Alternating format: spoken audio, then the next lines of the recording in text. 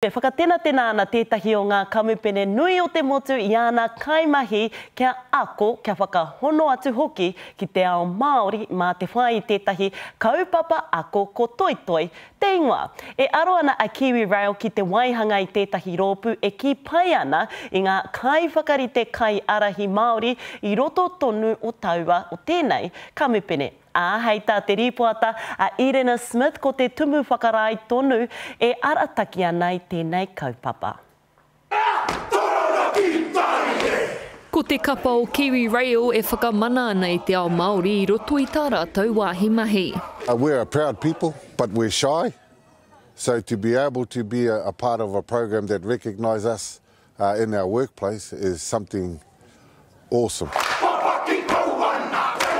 Te kaumāwaru ngā kaimahi o tēnei umanga nui o te motu, kua whiwhi tā rātou tohu, hei kaiarahi I roto I ngā mātauranga Māori.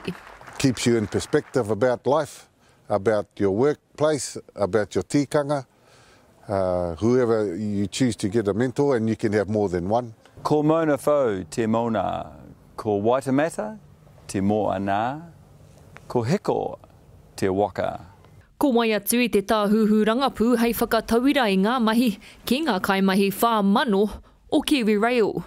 By doing that, you create an organisation that's continually improving and continually developing. And that's the organisation that we're shaping right now.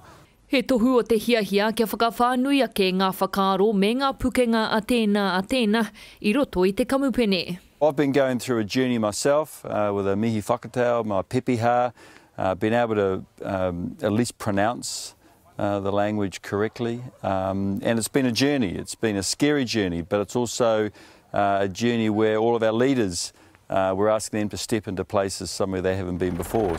Mai I te waipaunamu ki te tai tokerau kei te kiteanga trainer o Kiwi Rail me ana kaimahi.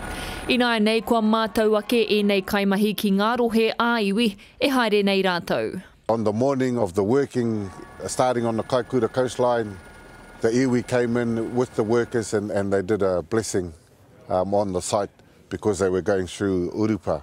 Kei te para te ara e rangatira ke ai ngā whakaaro me ngā tikanga Māori I roto I tētahi wāhi mahi auraki, whai mana o te motu. He mānuka kua takoto hei hiki ake, ma umanga ke atu. Irena Smith, Te Karere.